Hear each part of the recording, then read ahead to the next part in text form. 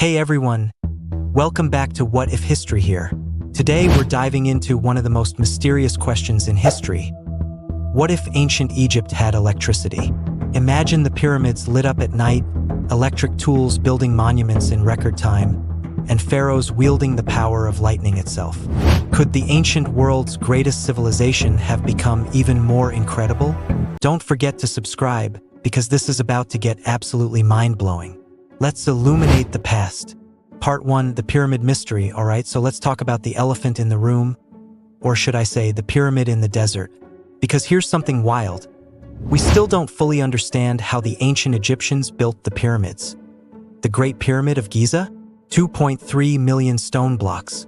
Each block weighs 2 to 15 tons. They lifted these hundreds of feet into the air with incredible precision. And they did all of this without cranes, without wheels, without modern tools. Just copper chisels, wooden sledges, and thousands of workers. It took 20 years to build. That's fast, but imagine if they'd had electric power tools.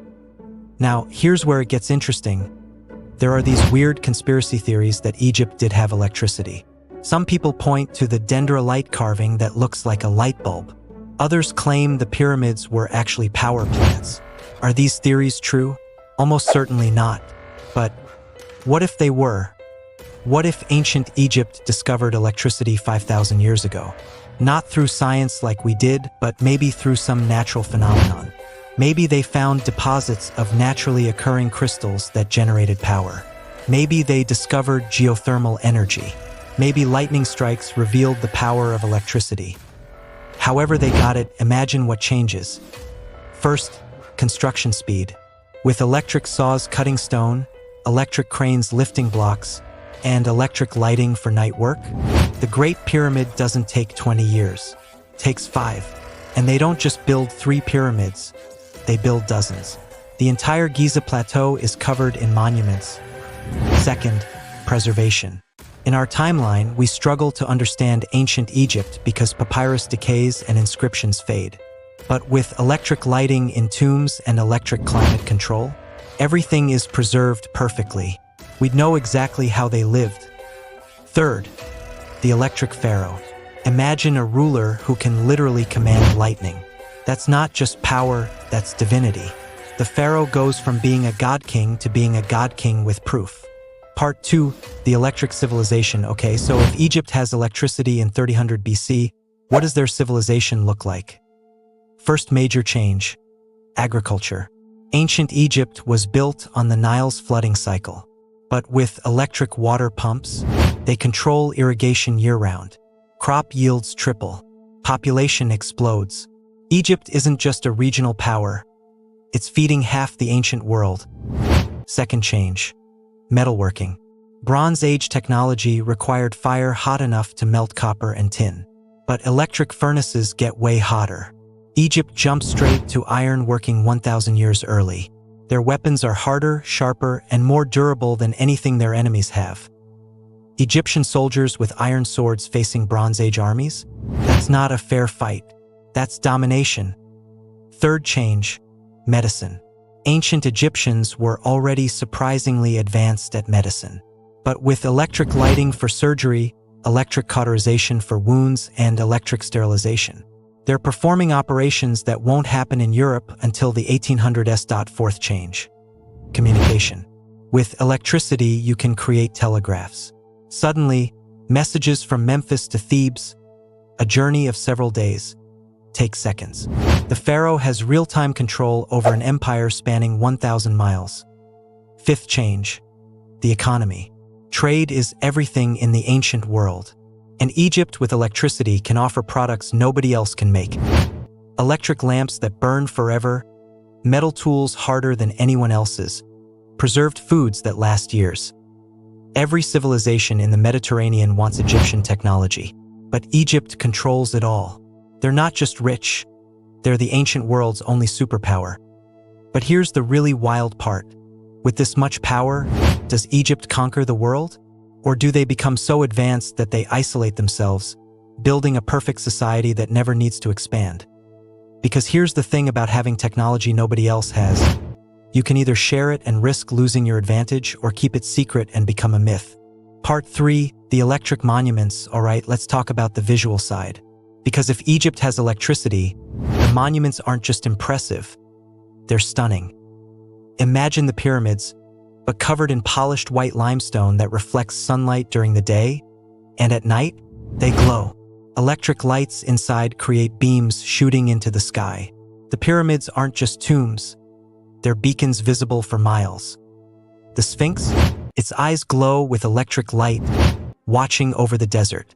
Travelers approaching Egypt at night see this glowing guardian and think they're approaching the realm of gods. The temples? Electric lighting inside reveals hieroglyphs in ways torches never could.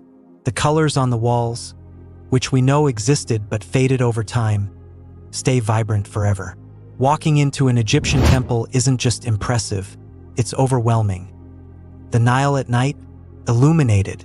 Ships with electric lanterns sailing up and down, creating a river of light through the desert. From above, Egypt looks like a glowing jewel in the darkness. But here's where it gets even wilder: entertainment and religion. Egyptian priests were already experts in creating miracles using hidden mechanisms. But with electricity, they can create effects that seem truly divine. Statues that move on their own. Voices speaking from nowhere, hidden speakers. Lightning that strikes on command. Religion and technology merge. The line between science and magic disappears. The pharaoh doesn't just claim to be a god, he has electric proof. And here's the dark side: control. With electric lighting everywhere, there's no darkness to hide in. With electric communication, there's instant surveillance. The pharaoh sees everything, controls everything. Is this an enlightened civilization? Or a high-tech authoritarian state where the god king has total power and advanced technology makes rebellion impossible? Because technology is never just about what you can do, it's about what you choose to do with it. Part 4. Would Egypt rule the world? Okay, so here's the big question. With electricity, could ancient Egypt conquer the entire ancient world? Let's look at the competition. In 300 BC, the other major civilizations are Mesopotamia, the Indus Valley, and early Chinese dynasties. All impressive, but none of them have electricity. Egypt with electric weapons, electric communication, and electric-powered economy versus everyone else. Militarily, there's no contest. Egyptian armies could march faster, electric vehicles, communicate better, telegraphs, and fight harder, superior weapons and night operations. But here's the thing, Egypt might not want to conquer everyone, because conquering is expensive and risky. Why invade when you can just monopolize technology and make everyone dependent on you? Egypt becomes like OPEC but for electricity. Want light? Buy Egyptian lamps. Want electric tools? Trade with Egypt. Want military advantage? Become Egypt's ally or get left behind. The pharaoh doesn't need to rule the world directly. He just needs to control the one resource everyone needs. But then we have the big problem: technology spreads. Even with the best security, eventually someone figures it out. Maybe a captured Egyptian engineer reveals secrets. Maybe a foreign spy steals plans. Maybe someone else independently discovers electricity. Once Egypt's monopoly breaks, everything changes. Now you have electric-powered Mesopotamia, electric-powered Greece, electric-powered Persia. And suddenly, the ancient world has an arms race 3,000 years ahead of schedule. Does this accelerate human progress? Maybe we get to the modern era 2,000 years early. Or does it lead to devastating wars because we have advanced weapons but ancient political systems? Because giving ancient civilizations modern power without modern ethics and international law, that's potentially catastrophic. And maybe that's why Egypt didn't have electricity. Not because they couldn't discover it, but because the universe has a way of preventing civilizations from getting technology before they're ready to handle it. Part 5. The mystery continues. So what can we actually learn from this thought experiment? First lesson. The pyramids are impressive enough without electricity. The fact that ancient Egyptians built these monuments with basic tools makes them more amazing, not less. We don't need conspiracy theories about advanced technology to appreciate their genius. Second lesson. Technology amplifies what you already are. Egypt was already powerful, organized, and innovative.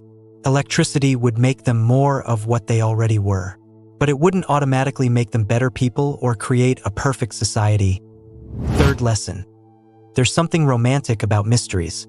Part of why we're fascinated by Egypt is because we don't know everything. If we had perfect preservation and complete records, would Egypt be as captivating?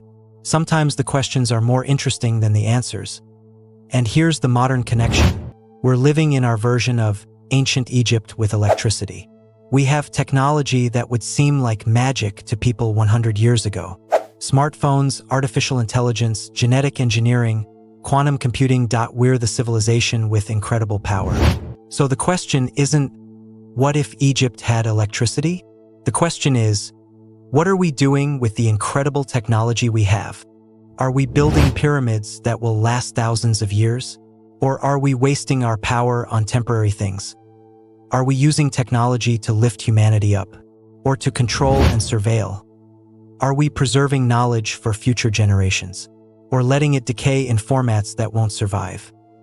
Because 3,000 years from now, future humans will look back at us the same way we look at Egypt. They'll wonder what we were capable of. They'll be amazed by some things and confused by others. And they'll ask, with all that technology, why didn't they solve climate change? Why didn't they eliminate poverty? Why did they build so many monuments to temporary things? Egypt didn't have electricity, but we do. And maybe the real question is whether we're using it wisely. All right, everyone. That's our journey through an electric ancient Egypt. If you enjoyed illuminating this alternate timeline, don't forget to subscribe and hit that bell icon. Next time, we're asking, what if Cleopatra had Instagram? Yeah, it's going to be iconic. Thanks for watching What If History here, and I'll see you in the next timeline.